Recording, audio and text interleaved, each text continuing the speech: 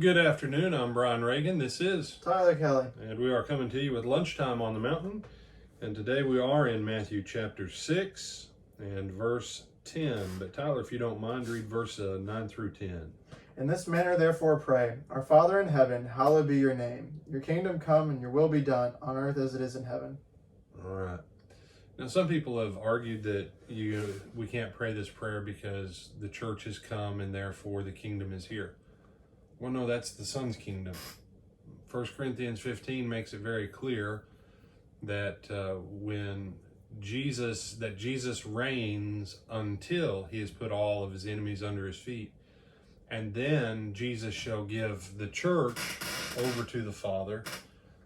The rest of everything at judgment will be given to the Father. And then Jesus will submit everything back to the Father, that God may be all in all.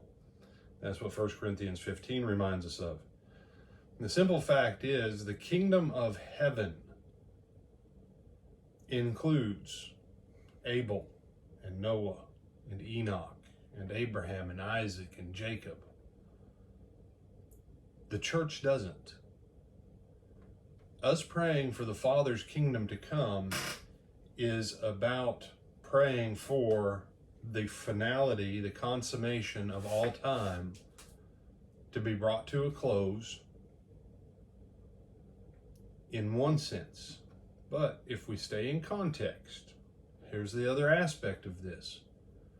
Because, and this is a Garden of Eden thing, God wanted a kingdom on earth populated by Adam and Eve and their descendants, with whom he could be in fellowship.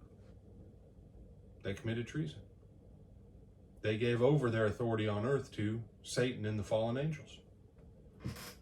And so when he says, your kingdom come, your will be done, on earth as it is in heaven, there is a point where the mission of the church is to advance the agenda, purposes, missions, goals, ideals of the Father on earth, to start the process of transforming humanity and creation back to what God's design is.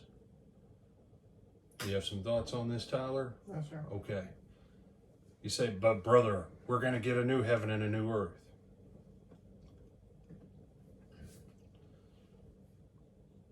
When we started shop class, when I was in 7th grade, and it was amazing shop class.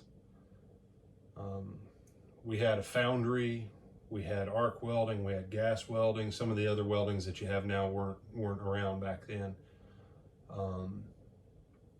We had wood shop, we had plastics where we could make stuff out of plastic, we could form it, we could do thermal plastic, you name it. Every kind of saw just about was in that shop.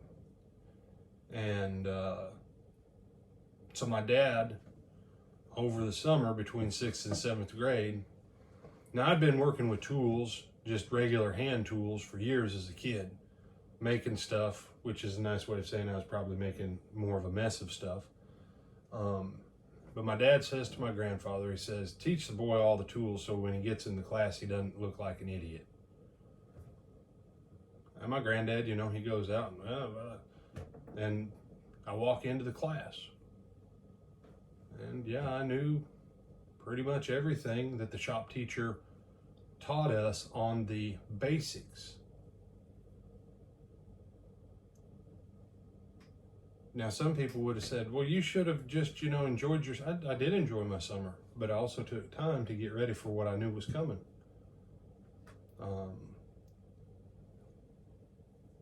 Too many Christians have this idea that when we get to heaven, then when everything's perfect, then we'll do what we're supposed to do. And Jesus' point here is, you're supposed to be doing it now. You're supposed to be living and doing the Father's will now, like you're going to do it then. Because if we don't learn how to do the Father's will now, you're going to have a hard time. No, it won't be hard in heaven. Are you sure you're going to go to heaven?